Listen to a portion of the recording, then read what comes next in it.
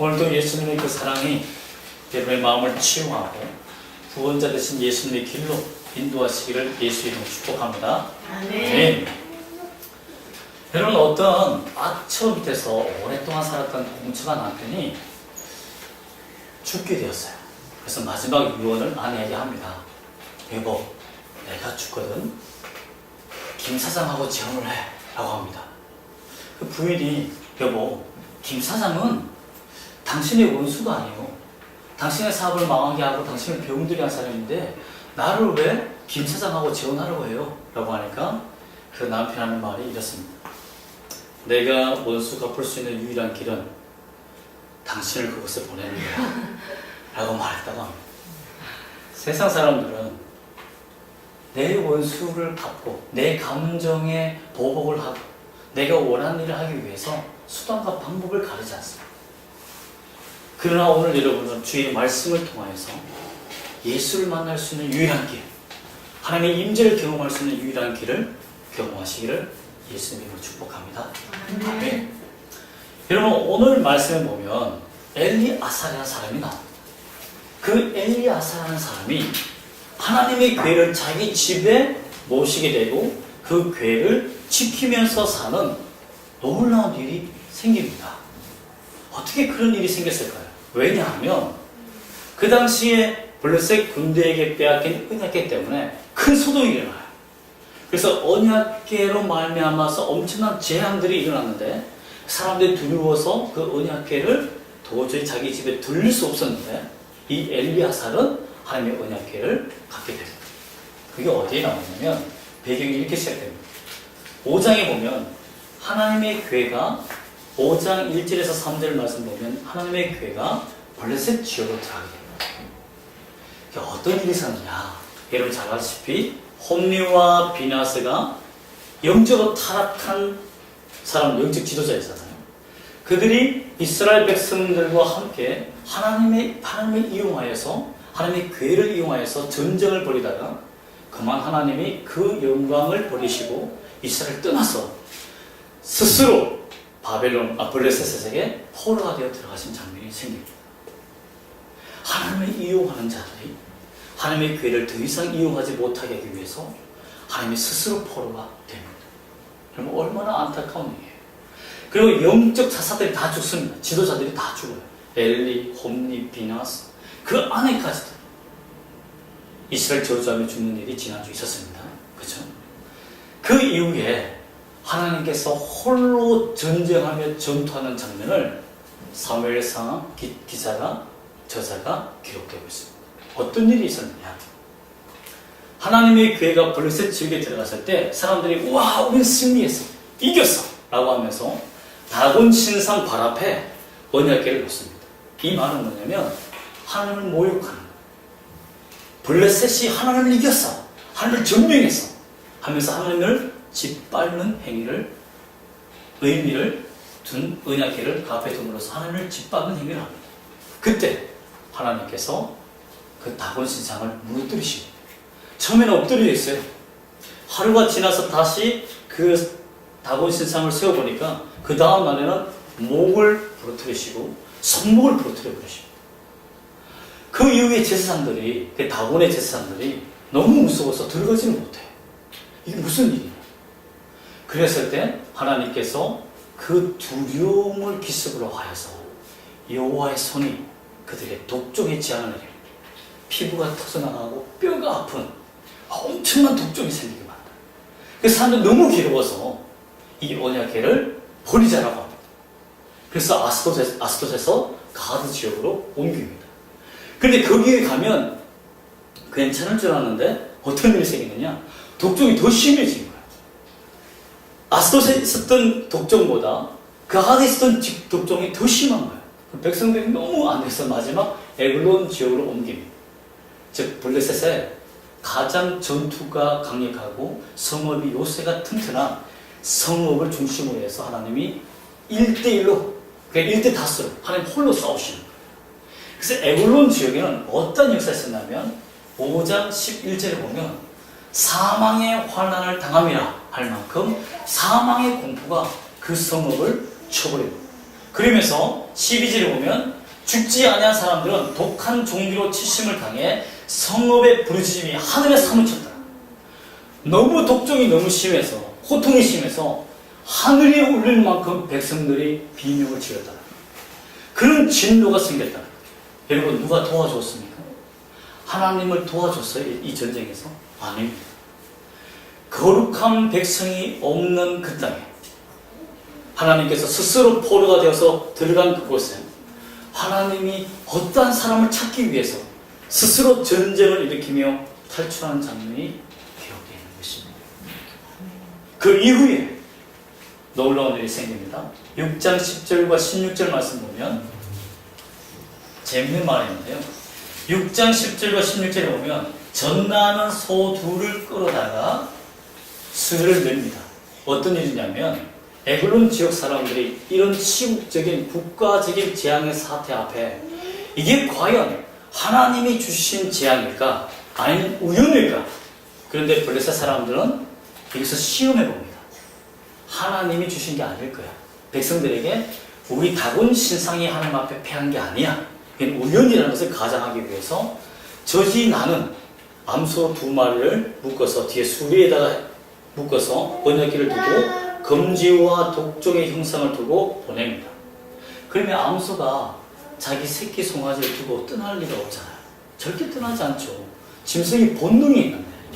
그런데 하나님께서 그 본능을 거스리고 암소를 앞으로 전진하게 해서 베세메스까지 가는 사건을 생깁니다. 놀랍죠. 그리고 그 번제로 그 암송아지가 죽게 됩니다. 여기까지는 해피엔딩 같았어요. 그런데 베세메스에 도착했을 때 베세메스 사람들이 쳐다본 거예요. 우와, 이 전리품들과 하나님의 전쟁 방식에 너무 놀라운 거예요. 하나님의 서커스 쇼를 보는 듯한 기분으로 호기심에 그 언약궤를 열어봤다가 70명이 죽습니다. 성경에는 5만 70명이 되어 있지만 실제적으로 요세푸스는 70명의 것이다. 왜? 그 당시에는 5만 명이 살 수 없는 시대니까.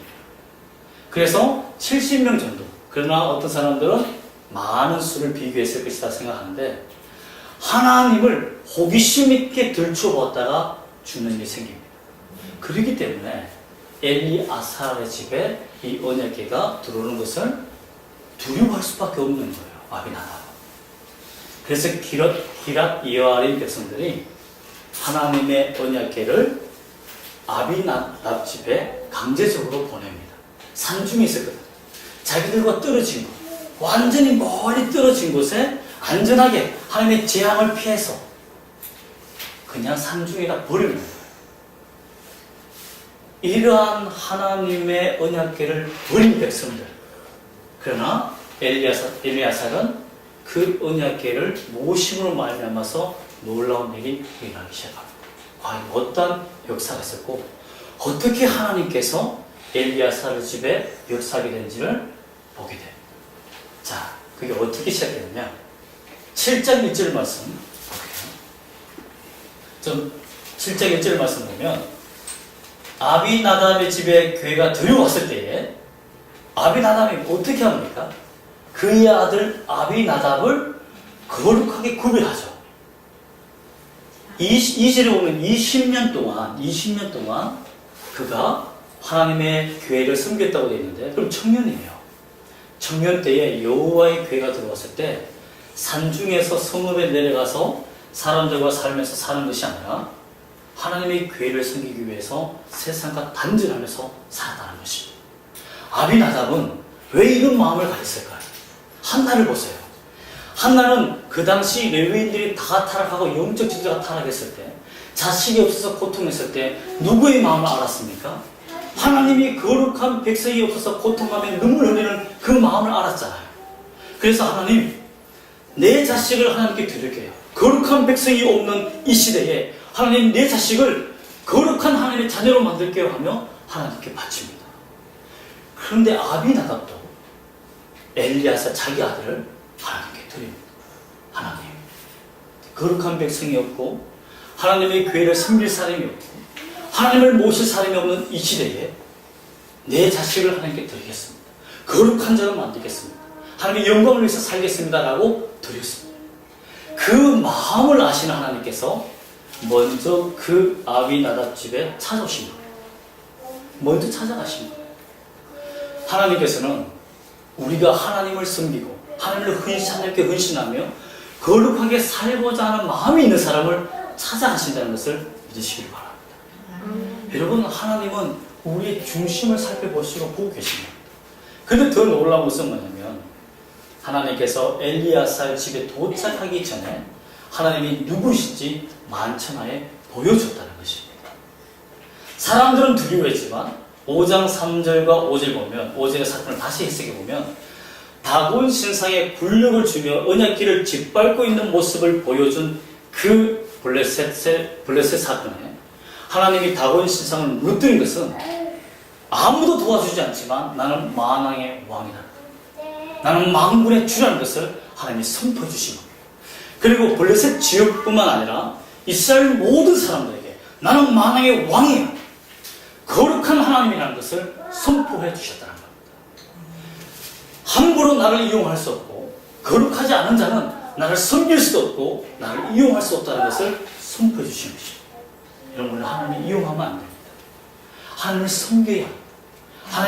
하나님께 복종하며 주께 드리시며 주는 만왕의 왕이라고 선포하는 여러분 되시기를 예수님 이름으로 축복합니다. 아멘. 두 번째 보면 10절 암소 두 마리의 사건을 해석해 보면 이럴 수 있습니다. 거룩한 인간이 없을 때 하나님께서 누구에게 영광을 받습니까? 암소 두 마리, 동물에게 영광을 받아요. 사람들이 하나님을 찬양하지 못하고 사람들이 거룩하지 못할 때 하나님은 오히려 암소 두 마리를 통해서 번제함을 받아서 하나님의 주되심을 선포하는 사건이 생겨요. 얼마나 비참합니까? 세례요한이 이런 말을 합니다. 바리새인들아, 너희가 아브라함의 자손이라고 자랑하지 마. 돌들로 말미암아서 하나님의 자손으로 만들 수 있다라고 선포합니다. 이건 무엇입니까? 하나님께서 거룩한 백성과 함께 할 것이며 거룩하지 않는 백성들은 자랑할 필요가 없다. 타락한 백성들과는 함께 하지 않는다는 것을 선포한 말씀입니다. 그러므로 하나님께서 암소 두 마리를 통해서 엘리야살에게 보여주시며 그 집에 들어가실 때 하나님이 나는 거룩한 자와 함께하는 하나님이라는 것을, 만물의 하나님이라는 것을, 모든 피조물에게 찬양을 받을 만한 하나님이라는 것을 선포했다는 것입니다. 자, 그리고 세 번째 보면 19절에 우리가 봤죠. 6장 19절 보면 베세메스에서 사람들이 죽었을 때, 호기심으로 보았을 때 사람들이 바라본 자마다 죽었다고 되어 있습니다. 이 말은 민수기 4장 20절 말씀 보면 제사장들은 성소를 무심코 보지 말라고 되어 있어요. 제사장들이 성소에 들어가서 볼 수 있잖아요. 그런데 민수기 4장 20절에서는 제사장이라 한다 할지라도 하나님을 무심코 보지 마라, 호기심으로 보지 마라.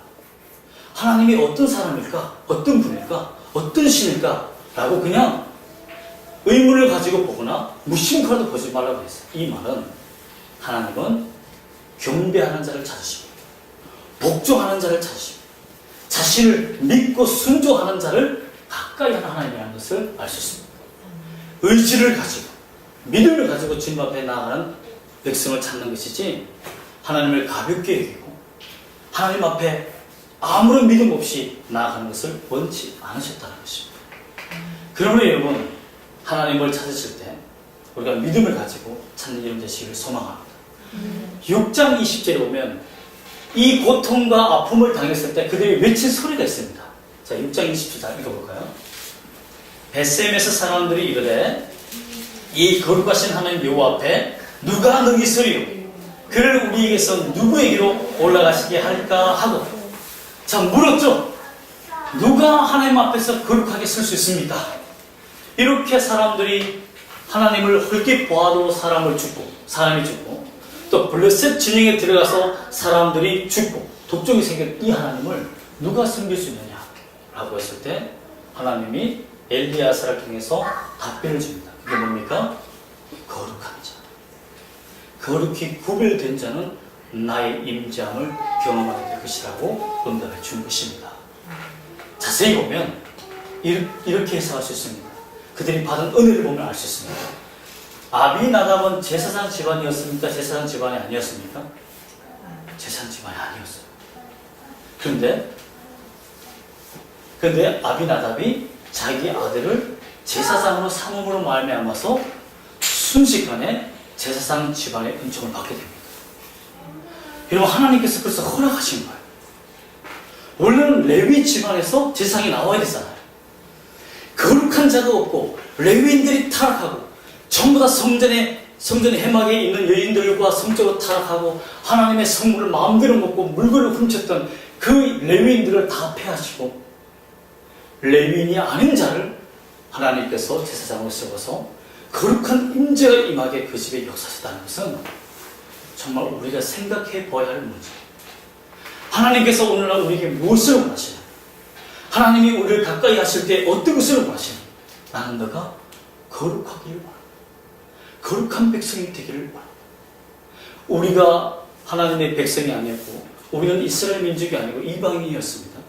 하지만 예수께서 우리를 위해서 죽으시고 부활하시고 성령을 주시고 우리가 그 언약궤를 우리의 영혼 속에 있는 하나님의 성령이 되는 성령이 전되는 그런 일을 우리가 받았지 않습니까?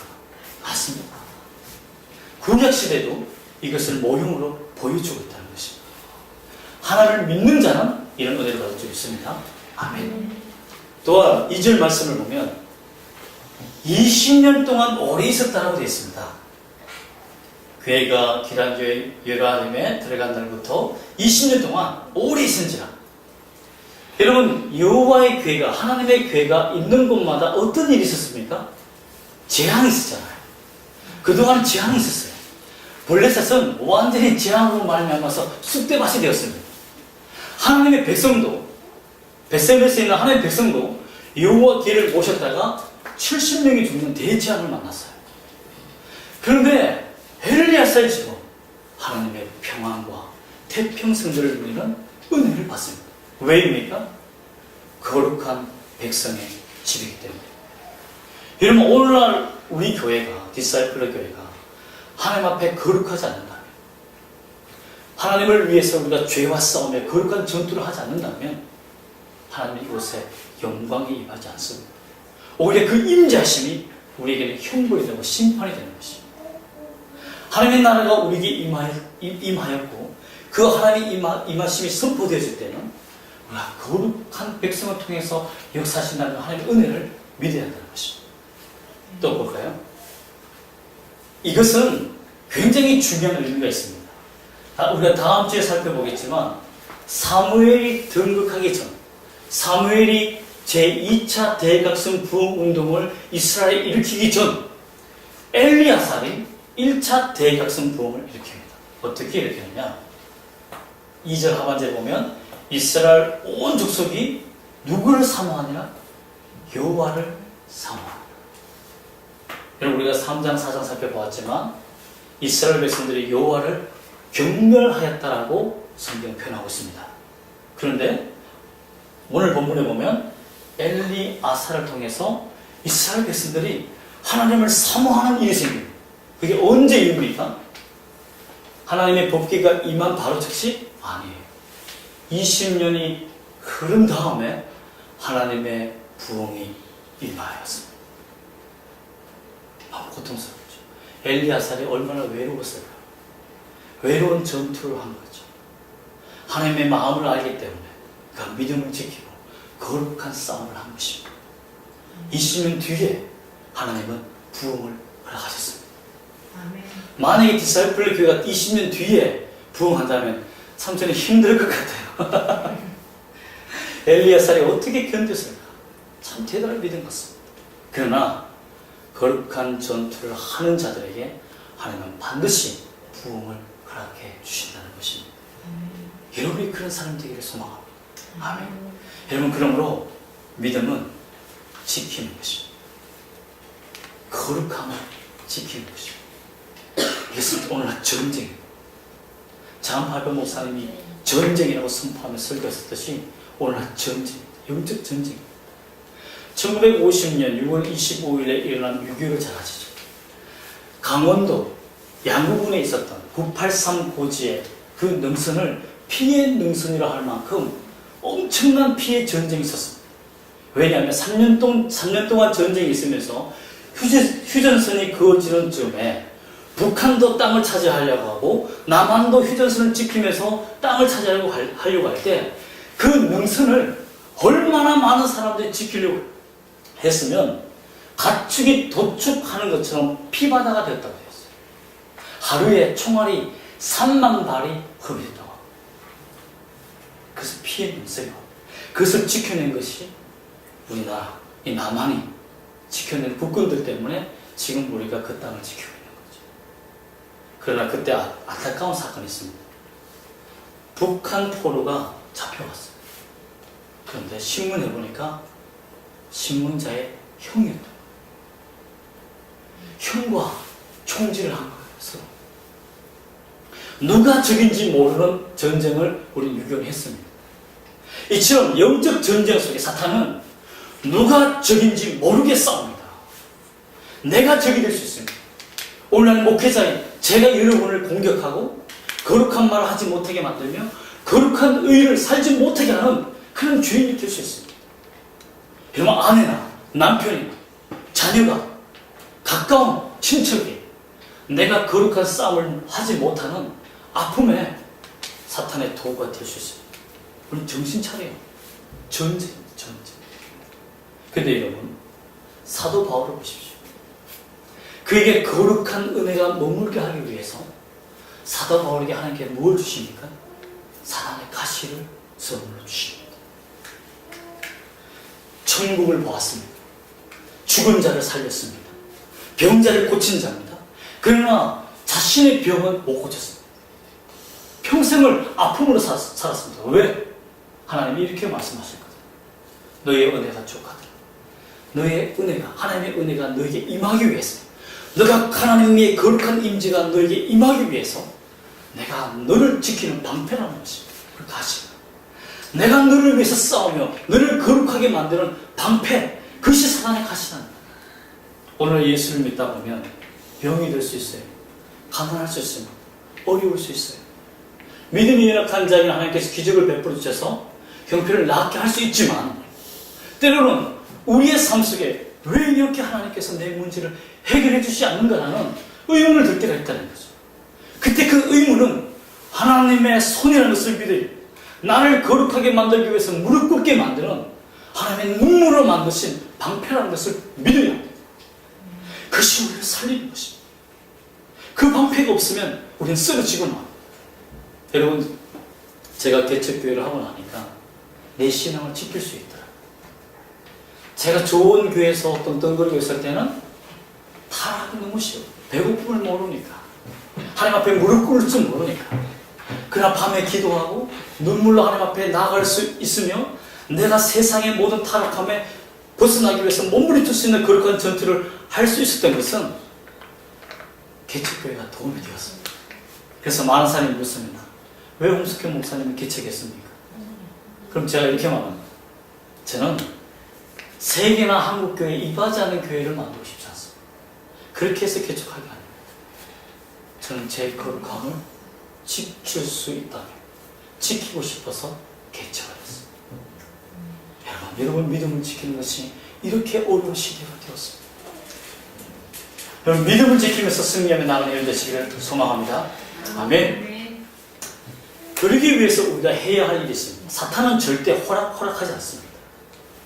우리 거룩함을 빼앗기 위해서 가장 먼저 공격하는 방법이 뭔지 아십니까? 우리의 눈입니다. 눈. 그리고 귀입니다. 그리고 입입니다. 오늘날 여러분, 제가 TV를 끊어버리고 인터넷도 절제하는 이유가 뭔지 아십니까? 영화도 잘 안 보는 이유가 뭔지 아십니까? 무엇이겠습니까? 너무나 성적으로 타락한 장면이 너무 많아요. 한번 보면 일주일을 갑니다. 설교가 준비가 안 돼요. 그만큼 강력합니다. 그것을 보지 않기 위해서 몸부림치는 것이 바보입니까? 그것이 어리석은 일입니까? 하나님은 거룩한 자를 위해서 준비된 영광이 있습니다. 그러기 위해서 우리가 싸워야 되는 것입니다. TV 보면 좋죠. 스트레스 풀고 좋죠. 그러나 보는 눈을 절제하는 의지, 그것이 믿음입니다. 그것이 지키는 믿음입니다. 인터넷 한번 클릭할 거 하지 않는 거죠. 스마트폰 보면서 내가 동영상 보면서 즐기고 깔깔 그럴 것이가 그때 책을 보세요. 성경을 보세요. 기도를 하세요. 그런 결단이 없이는 우리가 거룩함을 지킬 수 없습니다. 엘리야살이 결단한 것처럼 나는 산에 내려가지 않아. 산 밑에 타락한 그 문단을 내가 보지도 않고 접하지 않기 위해서 내가 노력할 거예요. 20년 동안 하나님 앞에 거룩하게 살았더니 하나님이 대부흥을 허락하신 것처럼, 사무엘의 대부흥을 준비해 주신 것처럼 여러분도 거룩한 눈을 지키고 또한 들리는 말들, 부정적인 말들, 비난의 말들, 정죄의 말들을 내 귀를 막아버리고 사는 것이 믿음을 지키는 길입니다. 또한 말을 바꾸면 삶이 바뀐다는 조이스 마이어라는 사람이 있어요. 그 사람은 내 말이, 내 혀가 사탄의 도구가 되게 하지 말아라고 했어요. 여러분, 형제를 죽이는 말, 거룩함을 지키지 못하게 하는 유혹의 말들을 내가 한다면 과연 하나님 기뻐하실까요? 우리 디사이플 교회와 오늘 참석하신 성도님들은 거룩한 전쟁을 위해서 내가 무엇을 절제해야 될지, 무엇을 끊어버려야 될지 결단하는 시간을 갖기를 소망합니다. 하나님의 법궤를 우리는 우리 안에 모시고 사는 자들입니다. 지금은 우리가 성령의 전입니다. 이 건물이 성전이 아니라 우리가 성전인 것입니다. 이 거룩한 전쟁에 함께 참여하고 하나님의 영광을 이 땅에 드러내어 다시 한번 부흥의 역사를 일으키는 여러분 되시기를 주님으로 축복합니다. 아멘. 기도하겠습니다.